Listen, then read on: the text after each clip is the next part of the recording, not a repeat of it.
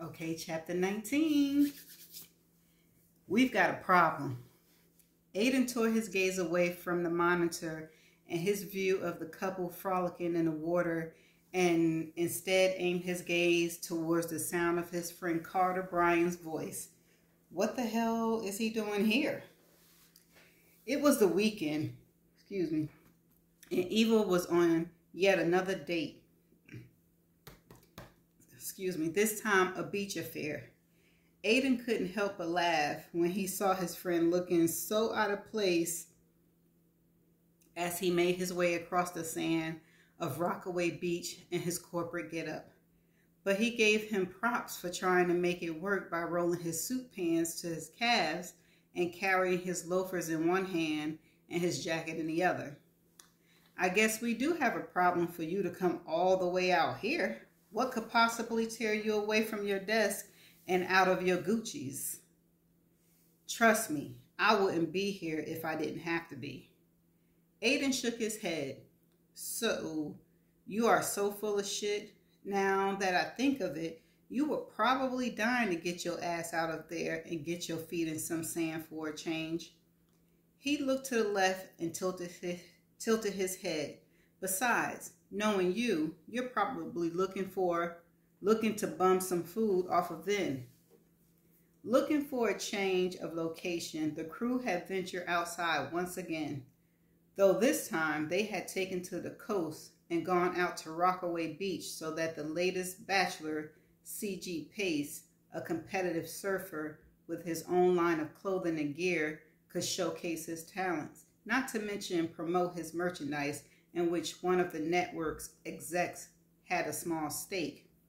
It rubbed Aiden wrong, as nepotistic as it was, though it shocked him not at all.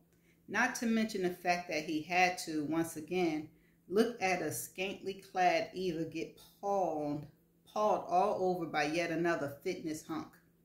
He should have specified they put on at least 4 suits on this list and stay away from this lineup of wannabe Captain Americas.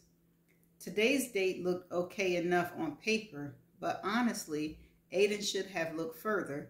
Check the fact that the popular surfing champ had a fan base that was mostly women. There was a reason he was constantly taped to model for lifestyle campaigns, as if anyone would believe that the perpetual tan, ambitiously race stunner with the piercing green eyes was really out here looking for a wife, and that wife could possibly be Eva. Come the hell on. They could sell a lot, but there was no way they could sell that this dude would want to give up his playboy lifestyle. At least he got to see Vin today. It had been way too long since he hung with his old friend. Vin was doing good and looking great. Frankly, better than Aiden expected since the sudden loss of his mom.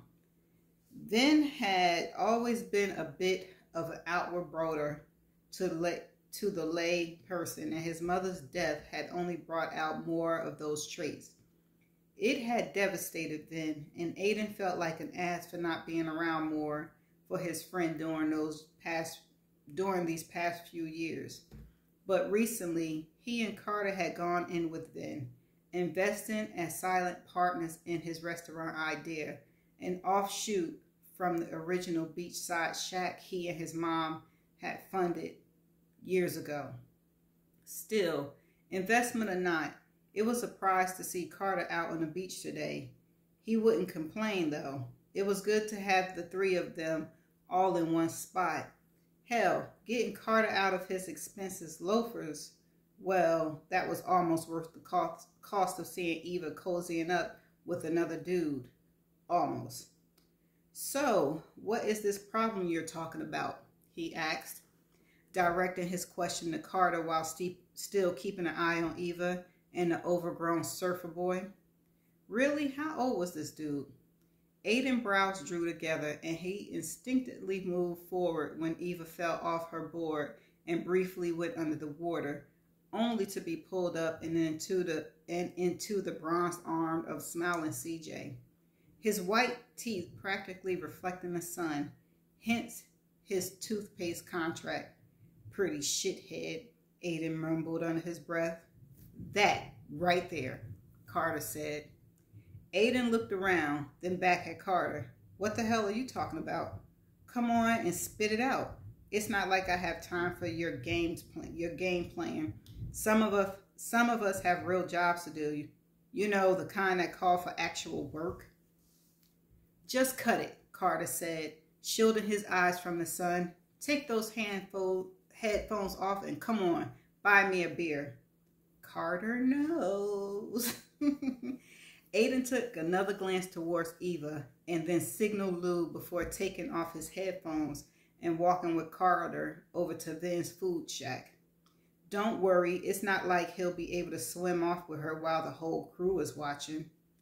Aiden raised a brow, but wouldn't give Carter the satisfaction of an answer to his comment. What the hell? Am I being audited or something? Vin said, turning his muscular body away from the grill and coming around the shack to shake Carter's hand and hug it out as they walked over. Cut the audited bullshit and make me some tacos, you ass. Some of us like to dress like an adult. We can't all live like you, the overgrown teenage boy in your cut-off jeans and tanks. Vin cocked his shaved head to the side and narrowed his eyes on the slimmer Carter. Aw, honey, you've missed me. Well, I'm right here where you left me, just waiting for you to come home. He then gave Carter a wink, after which Carter gave him the finger, and Aiden inwardly noted that though the years had gone on, nothing had changed in the relationship he had with his old friends. Aiden shook his head and laughed. At least he could say that this bit of good came out of his forced grounding. It had been too long. Vin pulled 2 beers out of his fridge and served them up. Then he went to the grill to work some magic, coming back with a few of his famous shrimp tacos. His little beach shack was only a front for the much larger restaurant behind it. Vin had done well for himself since the old days of bumming with them. Aiden knew his mother would be proud. And one taste of his food and he knew his investment was secure. As part of the sad but profitable neighborhood gentrification, Vin had done his part by securing a space from an older established restaurant that was closing, and he just expanded on cuisine his mom had taught him to rustle up for hunger beachgoers. He was quickly getting a rep with the hipsters who were moving in, but doing it on his terms. Aiden bit into his taco and looked at Carter. So, you're going to spill what brought you all the way out here? Besides our friendship, excellent cooking, of course. Carter took a long pull of his beer, then leveled Aiden with a hard look. I came to ask if you're actively trying to sabotage this project. Ha! Did not say that. I said either him and Aiden or Eva are sabotaging this. Oh, but Carter's talking. Oh, let me continue. Aiden's brows pulled together. Why would I do that? I don't know. Why would you? Aiden let out a breath. What the hell are you talking about? Like I said, I don't have time for this. If you're going to keep talking in riddles, I'm going back to work. You mean you're going back to gawking at your girlfriend? Ah! Yeah. She's not my girlfriend. Aiden picked up his beer and took his own pull. Carter shrugged. Okay, I'll give you that. Maybe she's not your girlfriend. Are you trying to sabotage this project by making a fuck buddy of the talent? I know. I think they got cameras still in her house. Aiden's beer slammed down hard and fast, but gave Carter just enough time to jump out the way of his oncoming fist. Then let out a bark of laughter, and Aiden turned on him, eyes blazing. What the hell are you finding so funny? Damn, man. Way to show and tell. You used to be better than that. Carter pulled that out of you in one move. I saw him playing you from a mile away. I mean, she's fine and all, but I had you call from the moment you all walked up. Honey's got you whipped. And you just admitted it, like I knew you would, Carter said. Not that you needed to. Your little early morning dog walk did that for you. Oh, she said it. Carter pulled a piece of paper out of his breast pocket and slammed it on the counter. It was a clipping with a picture of Aiden and Eva walking gesture. She was looking up at him and smiling. They definitely looked like a couple. Oh, Eva gonna be mad. Okay, he gave Carter a sharp look and saw he was now smoothing his hair and reaching for his beer again. No longer afraid of getting knocked out, since it was clear he had played Aiden just to get a reaction. We were having a business meeting. Both Carter and Ben laughed in unison. Aiden shot them both a hard look. Either way, you had no business talking about her like that. I know, Carter said, and it won't ever happen again. I just wanted to get straight to the point of what was going on with you. Now, I'm sure she's perfectly lovely, but like Vin said, you're whipped.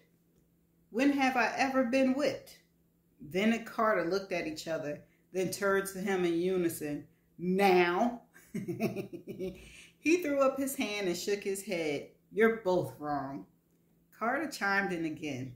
If you say so, then I really hope so. You know I have a lot riding on this. We all do. She needs to walk down that aisle in a few weeks, and it needs to be with one of these guys. I can't have you, oh my gosh, metaphorically or literally screwing this up for me. Some of us aren't grandfathered or fathered into the board. I can't have two of my segments bomb, especially not twice in a row. Don't worry, she will walk down the aisle, Aiden said through gritted teeth as he watched Eva try to balance on her board while holding CJ's hand. Carter frowned. Now why is it that I don't feel too convinced? He turned and raised a brow to Carter. You don't want to keep pushing me on this. Carter raised the hand that held his beer and tipped it to him. Fine, just get it done. I'm trusting you. I'm sure the right man for her will come along soon, like you fought so hard to convince me when you insisted on taking over this shoot.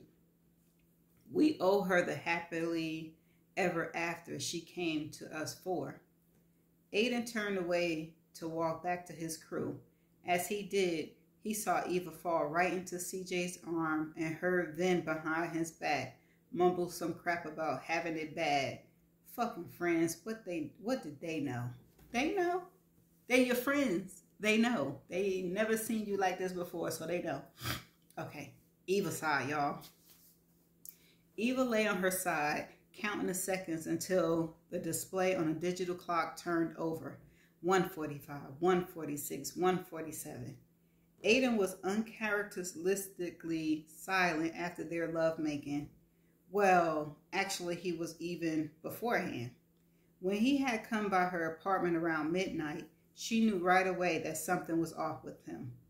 Opening the door, tired from the day on the beach with Bachelor CJ, Eva instantly perked up after taking one glance at Aiden, looking sexy and perfectly delicious in his jeans and body accentuating tee. All she wanted to do was get her hands under that tee, run up against his warm body, and feel that sexy scruff of his as it scraped along her neck and made its way down in between her thighs. Really, she should be ashamed of the outrageous woman she was becoming, but she couldn't muster up the self-righteousness to do it. She spent enough years being perfect for everyone else and then making that outward perfection her profession. She was good and well going into enjoying these nights of letting go while she had them. Aiden stepped in silently and kicked the door closed behind him. Leaning down to give her a long kiss, he captured her mouth and cut off the funny greeting she was about to give him. The words became lost to her memory as his tongue entwined with hers in a slow and sensual coupling that had her feeling slowly drugged and slightly breathless. And then he finally pulled back and her eyelids blinked open. Her gaze went from his chocolate eyes to his full, sexy lips, and then finally to the takeout bags in his hand. She broke out in a wide grin as she snatched the bags and headed for the kitchen counter. Oh, good. I'm starving. I barely ate on the beach today, with the wind kicking up like it was. I don't know whose idea it was for us to eat out there anyway, she said, raising a brow his way. I mean, really, who likes eating on the beach? And what a shame. That food, at least the one taco I got down, was delicious. I'm glad you thought so. Vin, the chef, is my boy. We go way back. Eva paused mid-unpacking. Oh, really? How so? Aiden shuddered. It's not anything worth talking about, he said, dismissing her question as he walked into the living room and sat on the couch. Her mind instantly went into overdrive. What the hell?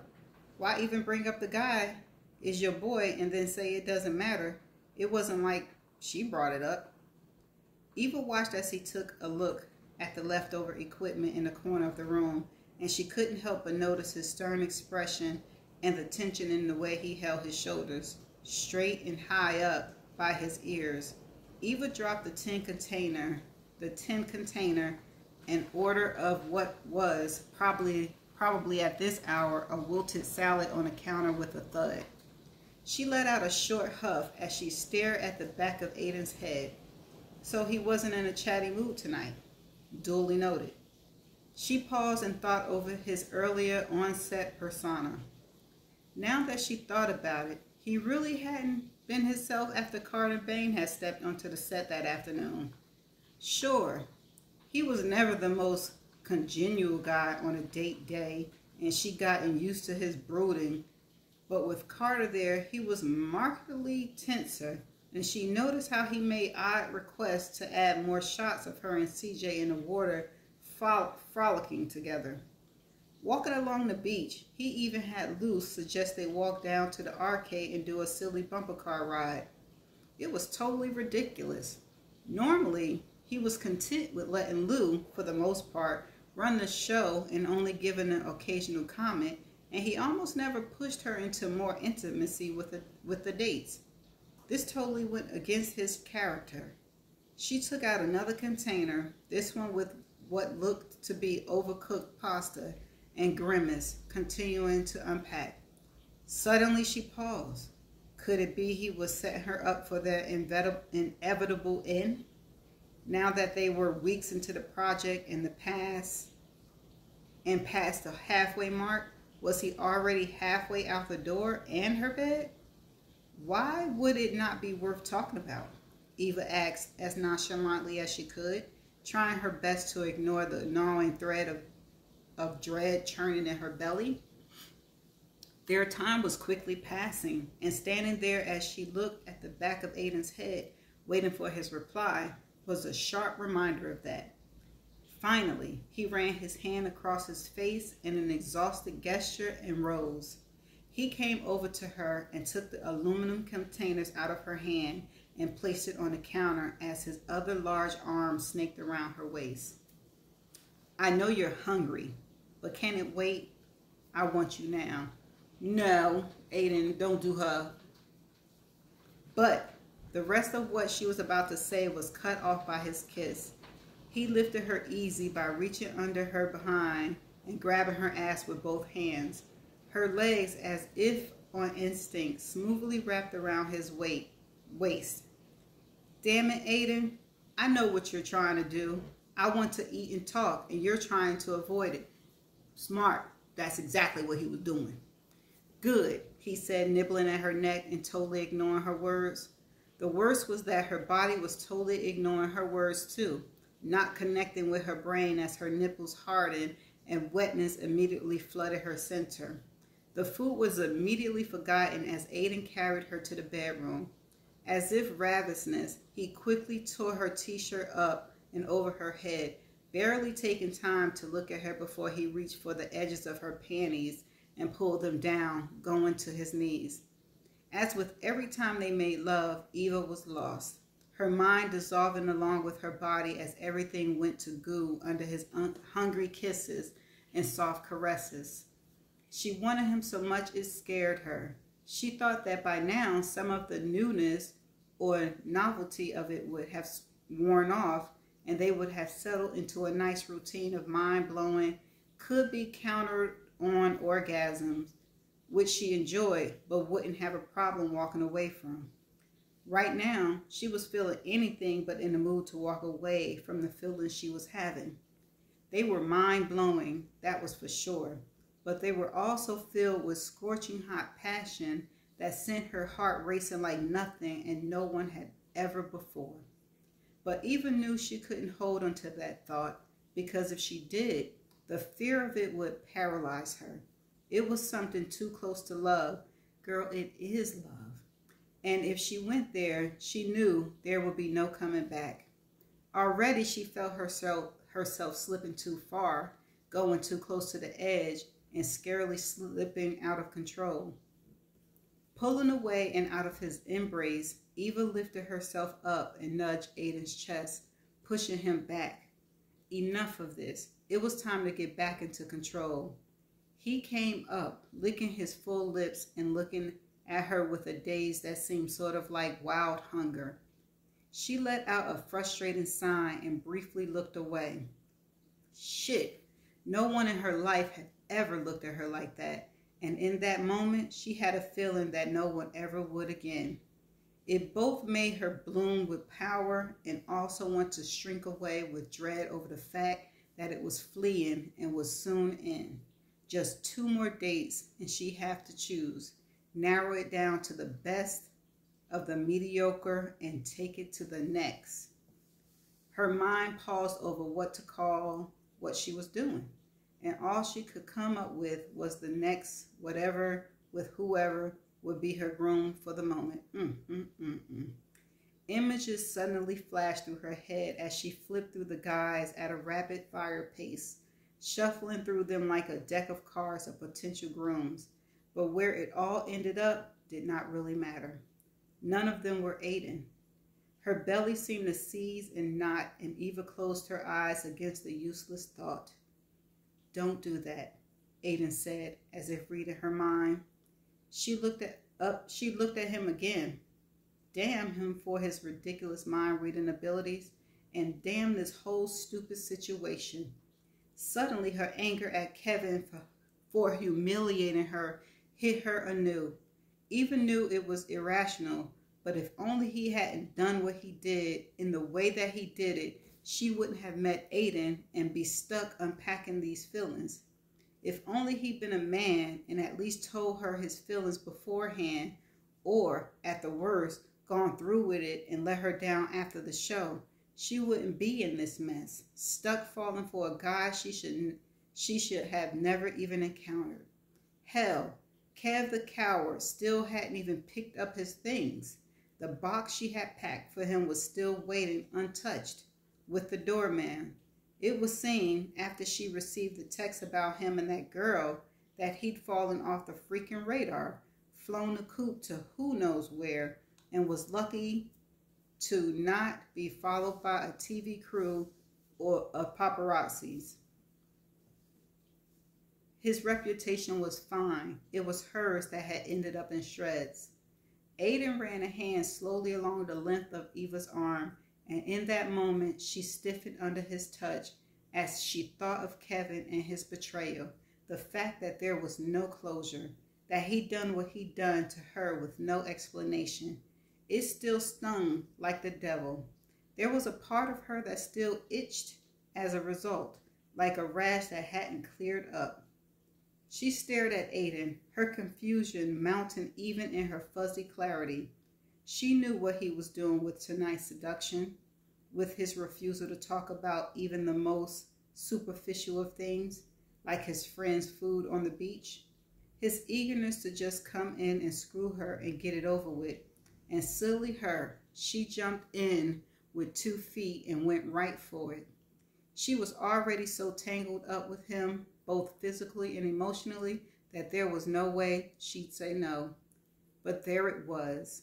Aiden was doing the same thing she had done earlier on in their let's not call this a relationship but keep it only sex thing arrangement.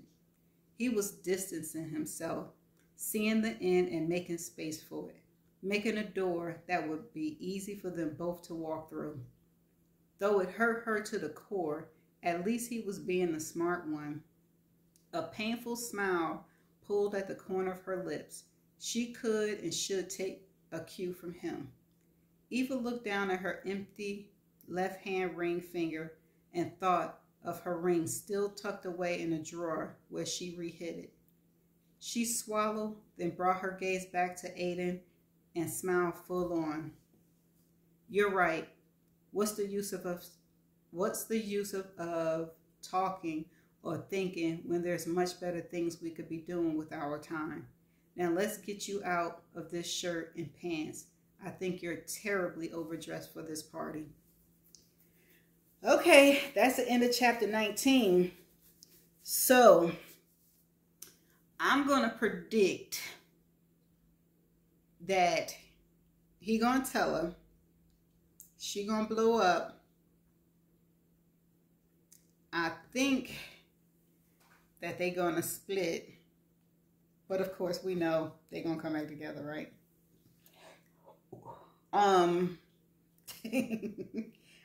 I just want to see if he's going to tell her.